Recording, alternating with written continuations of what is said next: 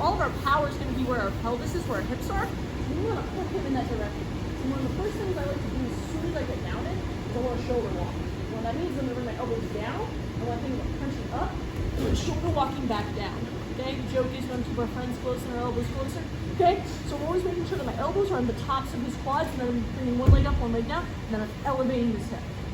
Okay, and I'm keeping my elbows on his quads to make sure I keep him over my pelvis. If I'm like here, he's just gonna slide up like a ramp.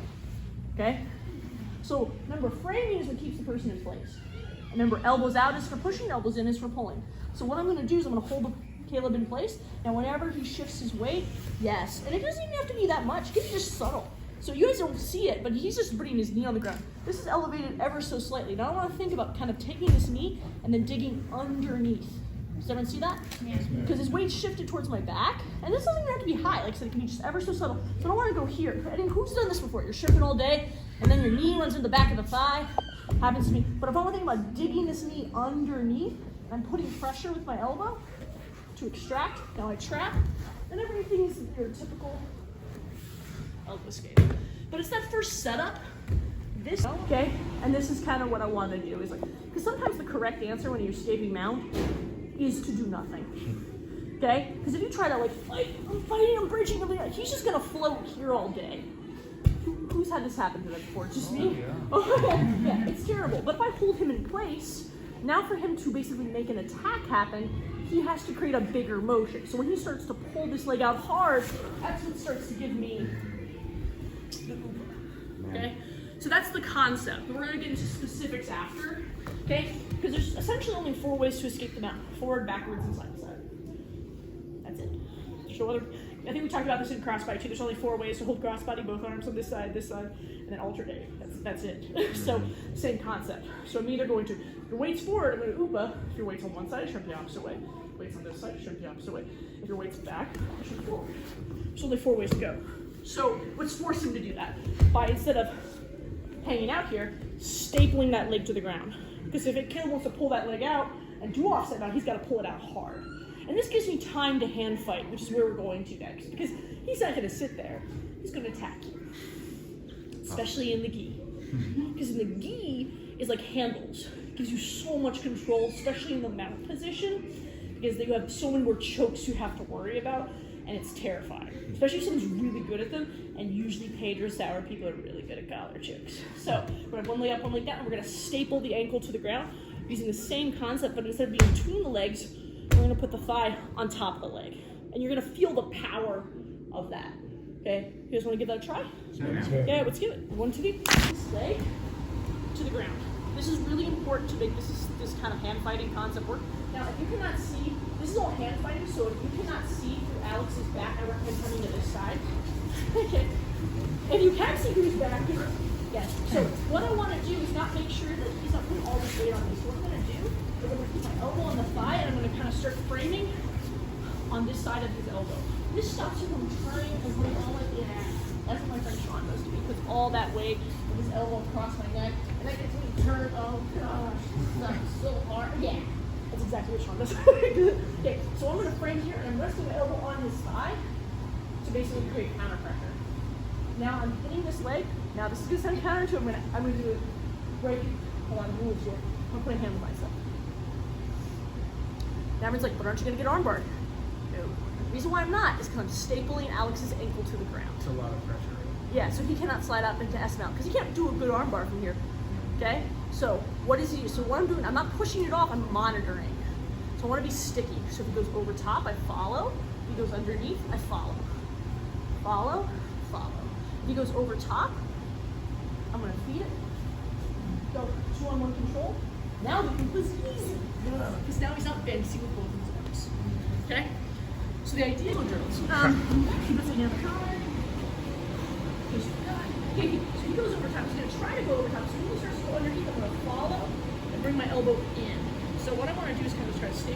So bring my elbow in. I'm kind of looking at my elbow. This is for those guys who do JKs.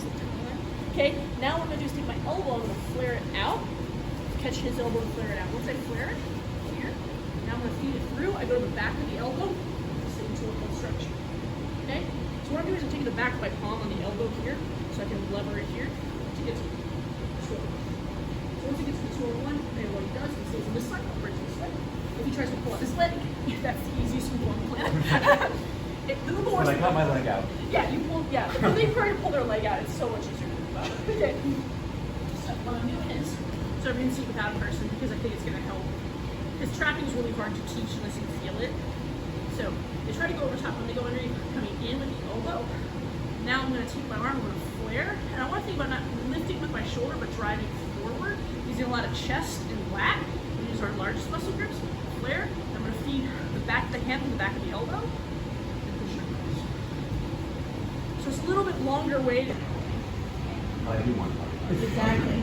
So I know this. So this is what I do. The first thing I do to prevent. Now remember we talked about how do we put pressure on the person from the bottom and mount. We're going to do the same thing with the back. So what I'm going to do is I'm going to do same side wrist, far side elbow, and I'm going to put my elbow on top of things. Now I'm going to fall strong side. I call this the stronger side because there is the weak side on the back. Okay, so we're going to fall. Now the key is when I fall, I'm going to kick my knee up high and then kick down and then trap his foot. And this is where I'm going to start. Okay? And this will start feeding into my escape. But I want to be here first because here, in order for him to attack me, he has to separate his hands. And once he separates his hands, then we're going to feed into our back escape. Okay? Because I have this bottom foot. The bottom hook is the one you got to worry about. I don't worry as much about the top hook. The top hook is mostly just noise, but this stops him from body triangling me because he has to undo this. So I'm just keeping a hold of this.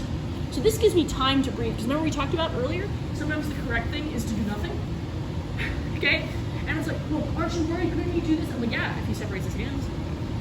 He has to separate his hands in order to choke me. Exactly, and that's what I want. So somebody's like, well, if he just sits there? I'm like, well, then I'll just sit there. I mean, especially if this is a new tournament, or if this is an MMA fight, they're going to yell at him. Because he's not hitting me. Because in order for him to hit me, he has to what? Separate his hands. If it's a no-beat tournament where, like, you know, it's like super fight, and you have to get the submission, he has to submit me! Okay. Hey, you get points. Hey, you're up on points. Yeah, who cares? Okay, same side wrist, far side elbow, control. So this is really important. I'm putting pressure on the hands.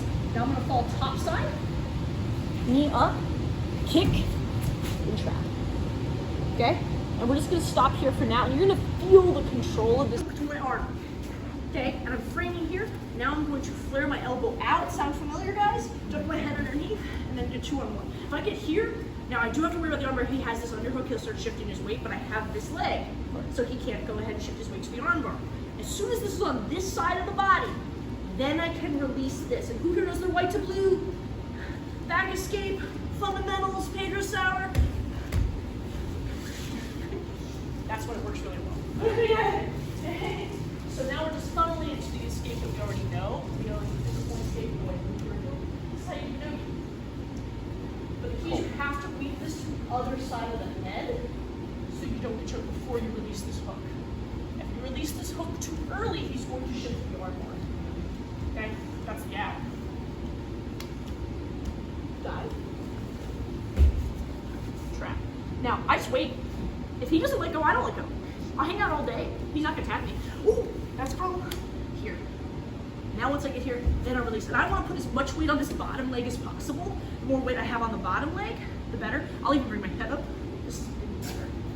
Now, I know he's going to try and mount me, so if you can't bridge, make a hook. Oh, wait, look at all this cool stuff we can do. Okay. That was just pretty good. I appreciate it. Yeah, because you know they're going to try to mount you.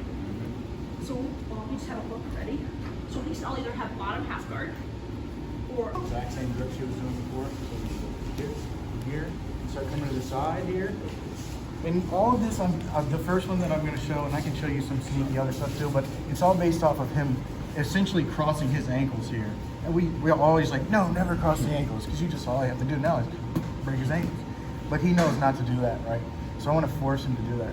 Now if I monitor everything, I'm going to let go of his elbow, still holding tight on this choking hand so I don't get murdered. I don't like that. And I'm biting here, and I want to like really aggressively shove his leg. This is a mind game I'm playing for. So I'm throwing that out and I'm trapping here. I'm doing the exact same type of triangle setup on his foot here. I did that because I wanted him to be like, no, I want that there. And by the way, I saw everybody do this. I swear to you, it's something in the Yeah. lizard brain. When you're like, get it out of here, they're like, no. I do this all over the place with all levels of people, and it happens more frequently than you think. Now, logically, he should go to truck or the super hook or something. That's gonna shut down pretty much a lot of the stuff that I can show you from here to attack. But now that I have this, I need to come up onto my elbow, right here. I'm still monitoring what he's doing up here with his hands. I extend up, all the way to the other side. I'm gonna rotate so you can see. Yeah. As soon as his knee touches the ground, whoop, his ankles are crossed. I don't even need to let him know that it's crossed right now. I'll sit here for a minute and wait till he's like kind of attacking me a little bit. You know, all I have to do is switch. You know, boom, the tap's there. If he's really not wanting me to do it, I turn my back down and push his knee away. And you just destroy all this stuff in here. I got my back taken probably like 100,000 times by my best friend. So I was like, I just had to figure out some way to fight him here. So just to walk you through one more time, I'm coming down, I have this control that we had before, to the side. I come down, I let go of the elbow, and aggressively throw that out. And then I trap here. He puts his leg back. I can wait if I want to, just depending on how he's fighting. I need to feel comfortable here. Because if you get choked and die, then you don't break your ankle. So I come up on my elbow, then I come to my hand, over to the other side. As soon as that knee touches, his ankles are crossed. I could blast this right away, but I'm going to get it more times than less if I just wait a little bit for him to be comfortable here. Because he's like, yeah, I'm in the lead. This is great. You know, he has no idea that his legs are crossed at this point. Some people will, once they are aware of it, they'll start putting their foot down here, but I can simply reach down and grab and pull it up.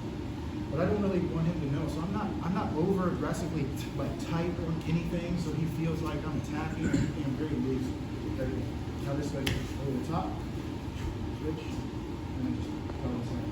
We're having trouble getting up on their elbow here, and I kind of just want to quickly show you how you can attack this bottom leg if you're just stuck here on your side.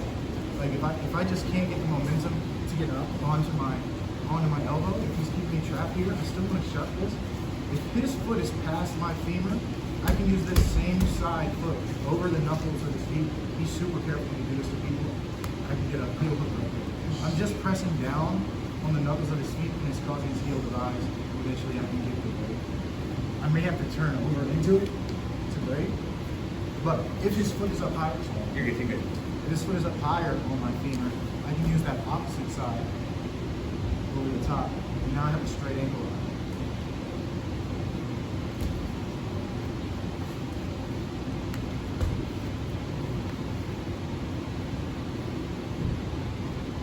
I'm always going to want to go towards the power side, towards his choking side. You know, I think that may be one of the reasons why you guys may have trouble.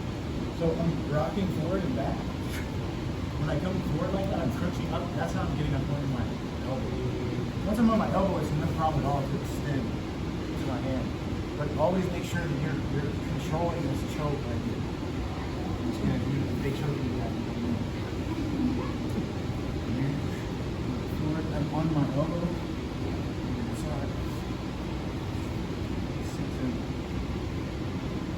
Forget if you need, you can kind of scoot, you do a little shrimp backwards. Each one of these little shrimps is causing his foot to go deeper and deeper into this. You know, and if he's figured this out, he knows what's going on. Oh, well, now I can just stay.